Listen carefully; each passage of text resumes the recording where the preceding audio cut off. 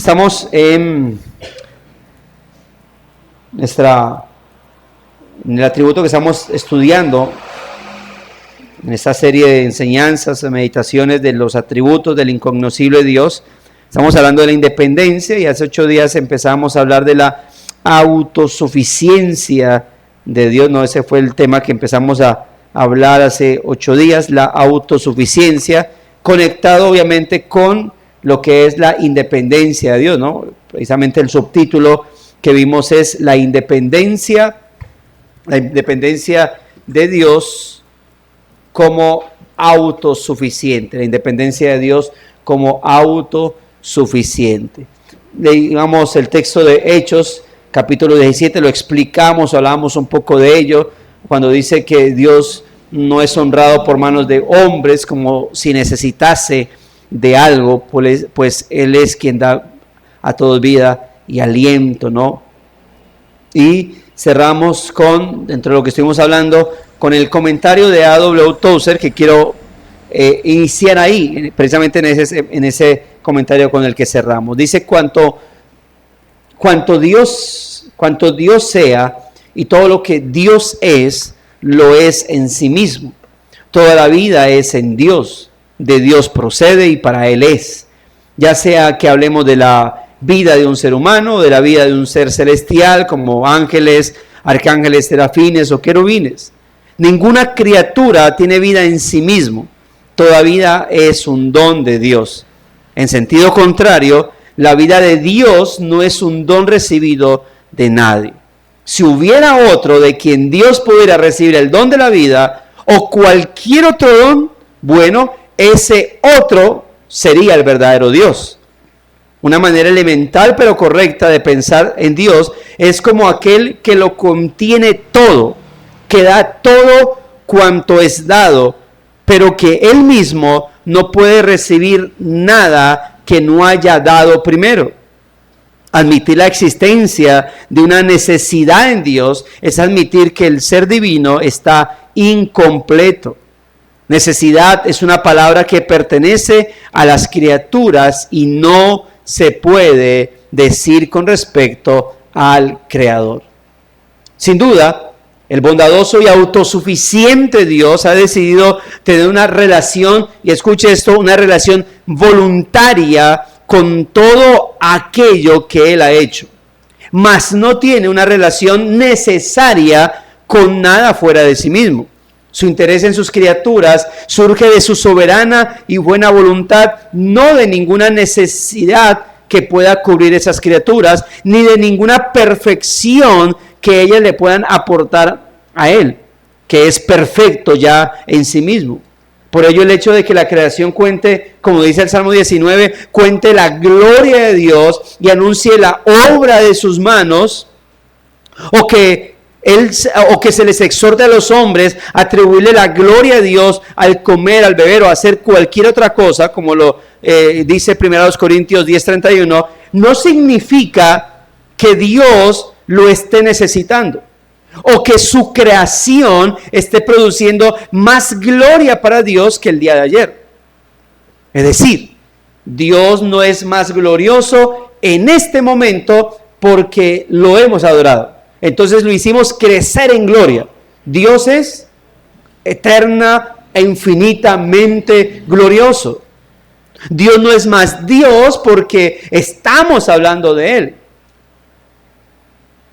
Ciertamente pensar así sería no tener una sana y bíblica teología. Recuerde que teología, ¿qué es? Sino conocimiento de Dios.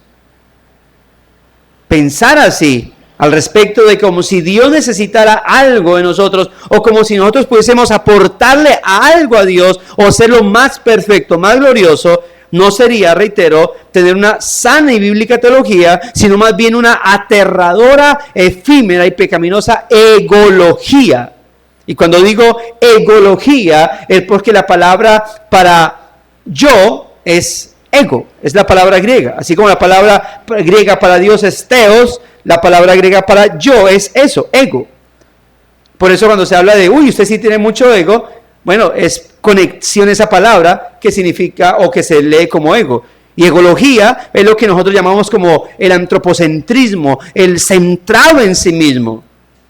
Por ello lo que esos textos bíblicos hacen es simplemente dar a conocer la participación que como creación se nos ha concedido al reconocer y proclamar tan majestuosa y excelsa gloria de Dios nuestro Creador y nuestro Padre eterno también. Dios debe ser honrado porque Él es el Creador. Y por nosotros, como creyentes, pues debe ser honrado, aparte de ser Creador, porque es que nuestro Padre. Pero el solo hecho de que Él sea el Elohim o el Dios, porque eso es la connotación de Dios, como el Elohim o el Eloah, como también se menciona en hebreo, que Él es el creador, es decir, de quien surge todo, el origen de todas las cosas. Por eso, como ya lo mencionamos, ante esa expresión, Él es el origen de todas las cosas, no pudiese preguntarse, pero si Él es el origen de todas las cosas, ¿de dónde Dios se origina? No, es que filosóficamente el hecho de decir Él es el origen de todas las cosas implica que Él es eterno y que Él es el todo. Si yo digo, si Dios creó todo, ¿quién creó a Dios? Pues ya estoy buscando es a un Dios verdadero y estoy diciendo que ese Dios que creó todo y que el que yo creo no es genuino. Ya de eso hablamos. Así que como ya lo mencioné, mis hermanos, por lo menos en la vez pasada, es que Dios nos haya hecho para su gloria y exija a su creación adorarle, independientemente de si son creyentes o no, no es producto de una necesidad en Él, sino de su misericordia, de su gracia, al concedernos el ser participantes de tan majestuoso y solemne acto. Cuando nosotros adoramos a Dios, estamos siendo partícipes de su presencia. Ahora, el hecho de que el Creador y Señor de todo nos haga partícipe de ese privilegio, pero por medio de demanda, significa que debemos acceder a ello o habrá consecuencias.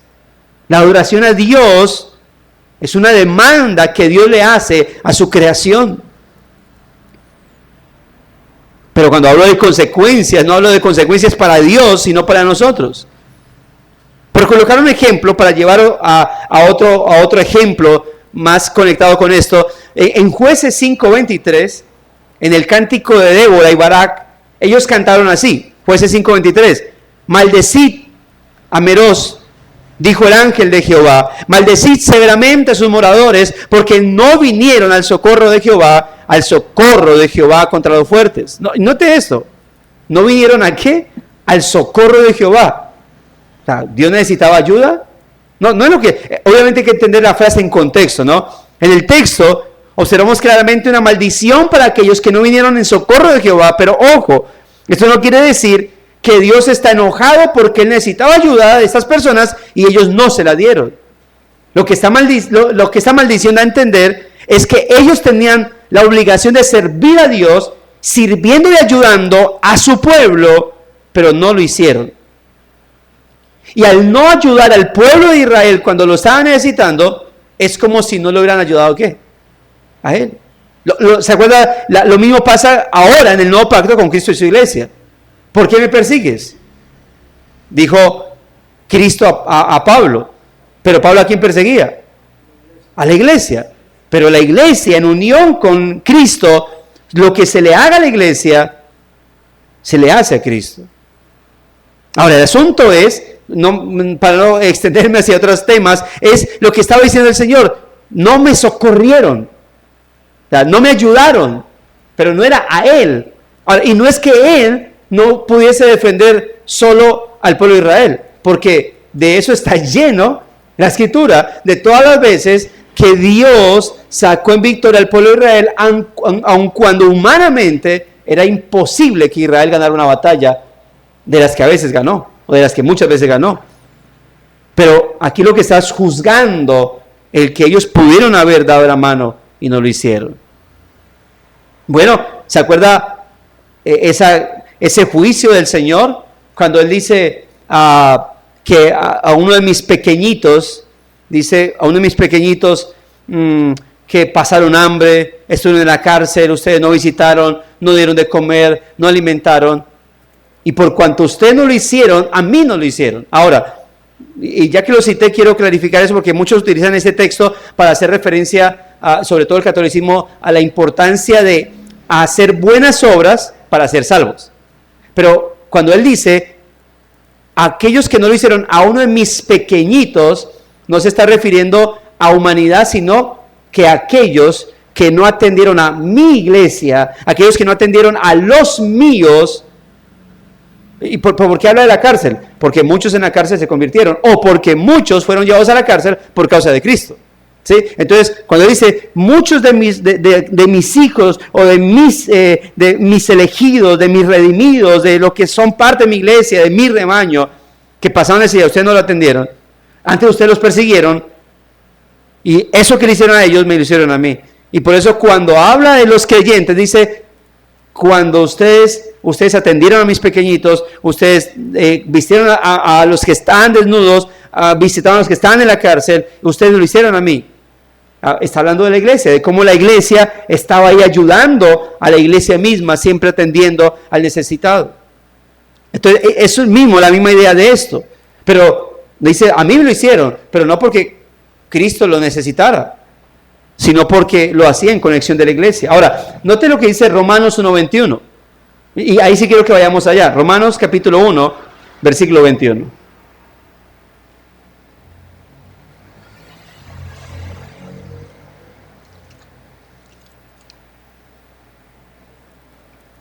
Hablando de los impíos, de cómo se extraviaron, dice 1:21.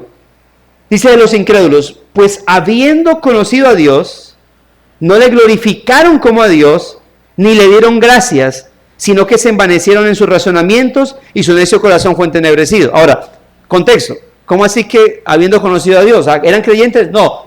Recuerde que en el contexto está hablando de que las cosas invisibles de Dios, su eterno poder y deidad, se hacen claramente visibles desde la creación del mundo. Es decir, la creación del mundo, la misma creación del ser humano, da evidencia de la existencia de Dios.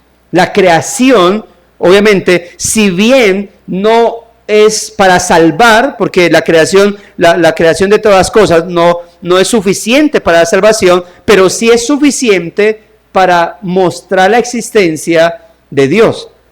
Así que de esa manera es cuando él dice, habiendo conocido a Dios, no dice en un sentido de intimidad, sino en un sentido de conocimiento. Es decir, habiendo ustedes recibido información de la existencia de Dios, dice, no le glorificaron como a Dios, ni le dieron gracias a esas personas, sino que se envanecieron en sus razonamientos y su necio corazón fue entenebrecido. Profesando ser sabios, se hicieron necios, cambiaron la gloria del Dios incorruptible en semejanza de imagen de hombre corruptible, de aves, de cuadrúpedos, de reptiles, por lo cual Dios los entregó a la inmundicia en las concupiscencias, y bueno, viene el juicio de Dios para ellos. Ahora, note que dice, habiendo conocido a Dios, no le glorificaron como a Dios, ni le dieron gracias.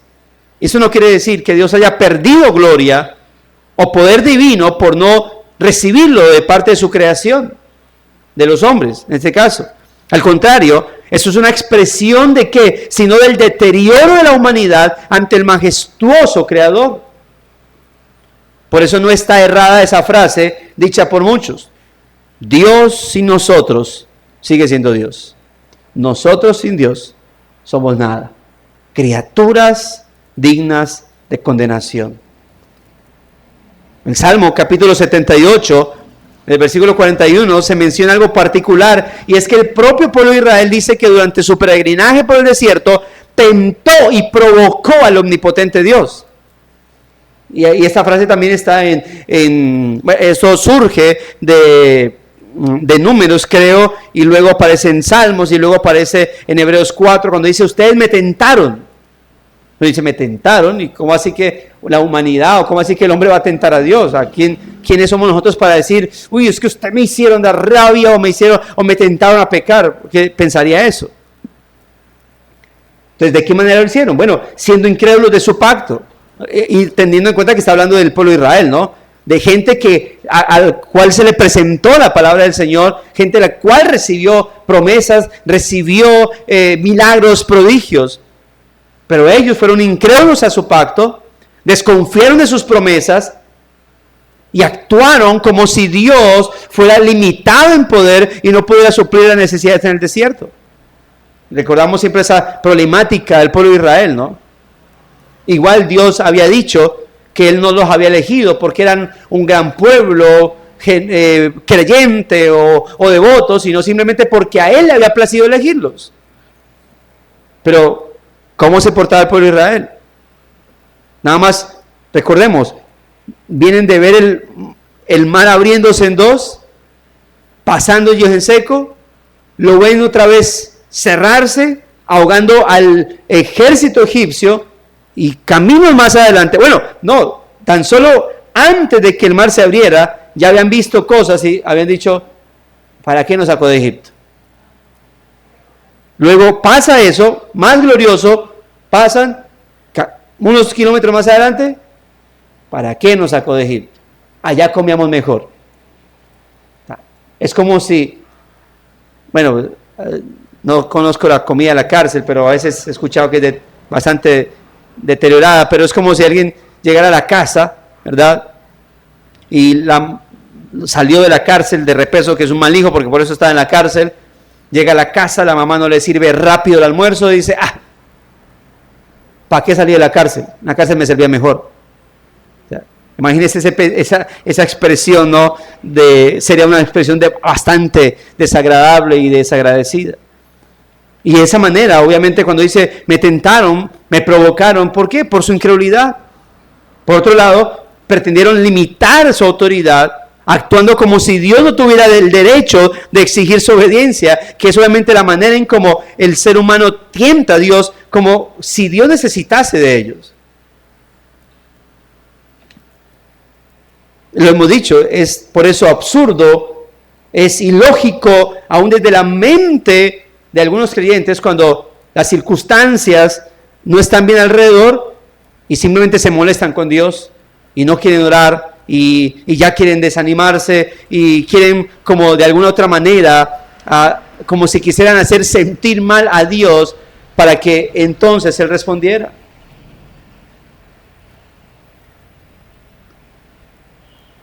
No es extraña la frase, ¿qué he hecho yo, Dios, para merecer esto? Dios, ¿por qué no permites esto? Yo creo que sí funciona.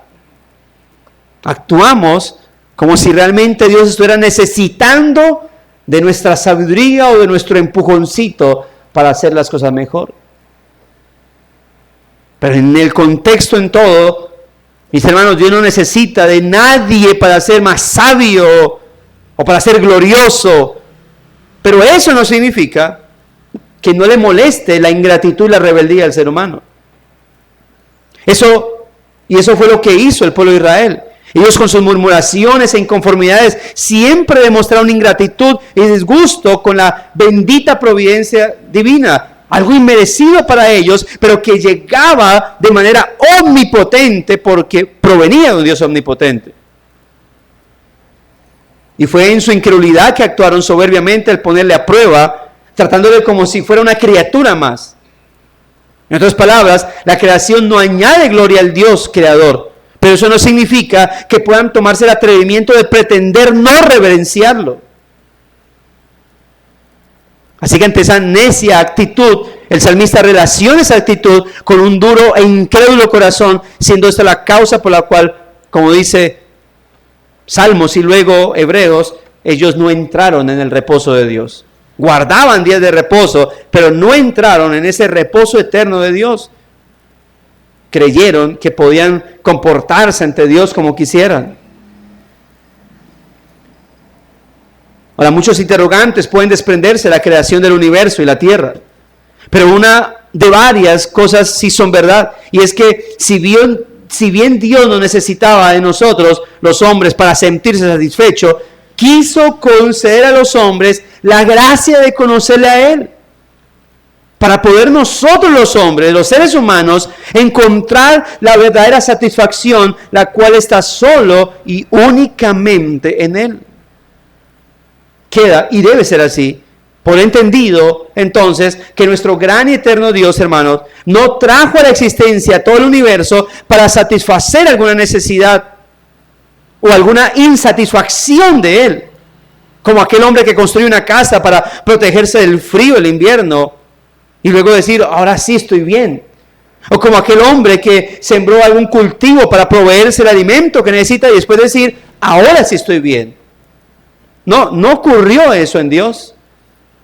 Dios ni creó y luego nos salvó para decir, ahora me siento bien, ahora me siento acompañado, ahora sí me siento un Dios excelso. Es parte de su gracia. Con respecto a Dios, debemos siempre recordar o tener en cuenta que la palabra necesidad es completamente ajena para Dios. Y es más bien como lo menciona Hebreos 1:3 y Colosenses 1:17. Él es quien sustenta todas las cosas por la palabra de su poder. Todas las cosas en Él subsisten. Y esto obviamente nos lleva, amados hermanos, a apreciar a nuestro Dios que en su independencia es autosuficiente. Adorarlo, a glorificarlo, a honrarlo, porque hermanos, un Dios que es independiente en su plenitud, demostrado esta independencia en su autoexistencia y en su autosuficiencia, es un Dios en quien se puede confiar. No es un Dios como que, ¿qué hacemos? Y no sé, usted verá.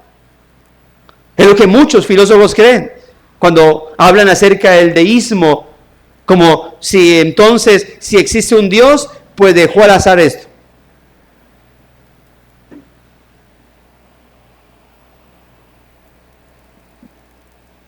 ¿Se acuerdan? No recuerdo si fue hace 8 días, bueno, no, ya no recordé, pero me hizo acordar de la mujer de Job. Job en la inmunda, como se dice, ¿no? Y la expresión de es, y aún así, ¿todavía sigues confiando? En nuestro texto dice, maldice a Dios y muérete. La frase literal es, bendice a Dios y muérete, pero es porque la forma en cómo está escrita es ironía. Como si dijera, pues, tanto que confía en su Dios, que mire cómo lo tiene, pues bendígalo otra vez, y por hecho y se muere. Esa es la expresión irónica, sarcástica. Por eso la Reina Valera prefiere traducir maldice a Dios y muérete, porque es como lo que realmente ella quisiera que él hiciera. Porque es la expresión de muchos. Mire cómo lo tiene Dios. Mire cómo pasa. Mire cómo ocurre su vida. Pero debemos deleitarnos en el Dios que todo lo ha hecho. ¿Y por qué? Porque en esa autosuficiencia, en esa divinidad, en esa grandeza, nosotros entendemos que Dios no está limitado respecto a nosotros con lo que sucede aquí en la tierra, sino que los asuntos con Él son eternos. Hay cosas especiales. Nuestros seres amados, cuando están envejeciendo, van fallecido.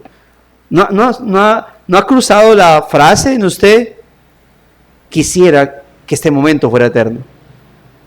Quisiera que nunca partieras. Y uno dice, bien. Ahora, ¿por qué? Porque uno aprecia ese momento o eso algo en particular. Note esto, que como dice Pablo, que las aflicciones del tiempo presente no se comparan con la gloria venidera.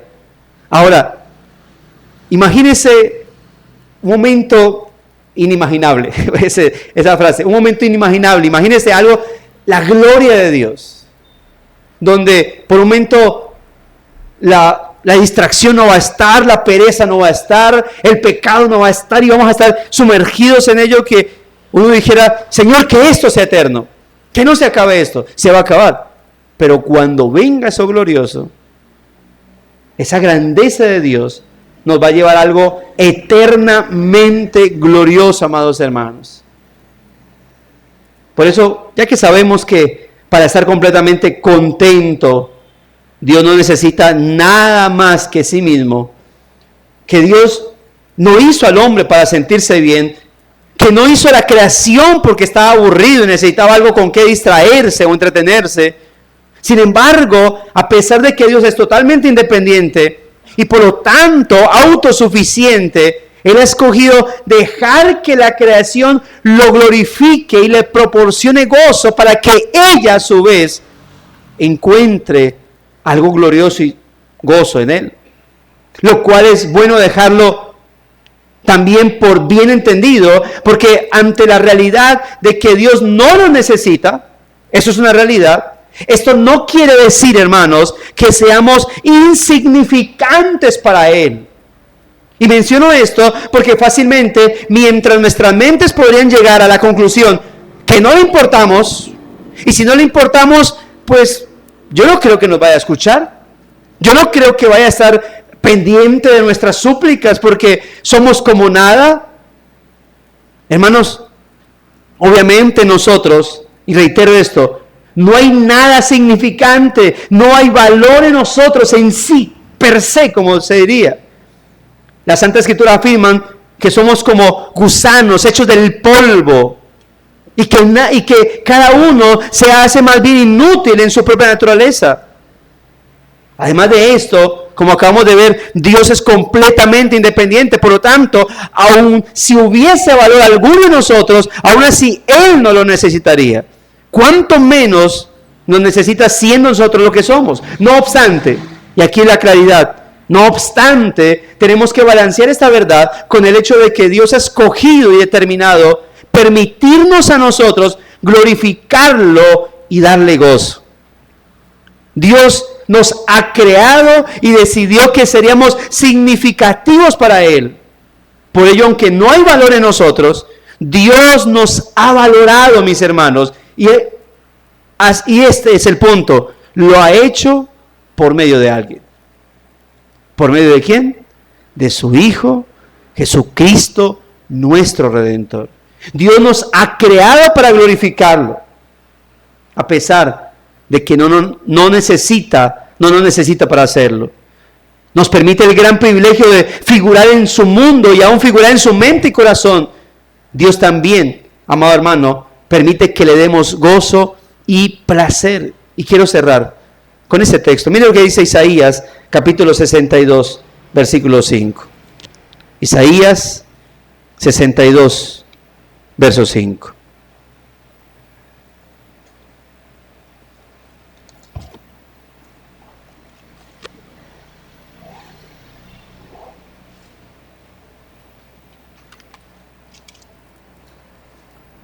Dice, pues como el joven se desposa con la virgen, se desposarán contigo tus hijos. Y como el gozo del esposo con la esposa, así se gozará contigo el Dios tuyo. Por esto, mis hermanos, la iglesia que ahora es el Israel de Dios, y como la prometida de Cristo llamada a proporcionarle gozo y alegría. Así que aunque Dios no nos necesita para estar completamente contento, gozoso, alegre, Él ha decidido darnos la oportunidad de causarle eso a Él. Por eso, mis hermanos, qué gran privilegio tenemos que Él ha decidido deleitarse en nosotros, los santos, y permitirnos darle gozo y gloria con nuestra sumisión, con nuestra obediencia, con nuestra oración. Pero recordemos que sin Dios la vida no tiene sentido y no tiene propósito, pero en Cristo existimos, hermanos, para glorificar a nuestro Creador y proporcionarle gozo. Y reitero, ahora en Cristo podemos deleitarnos en Él para siempre. Por eso, qué increíble, hermano, privilegio de glorificar y darle gozo al único ser independiente y autosuficiente en toda su infinitud.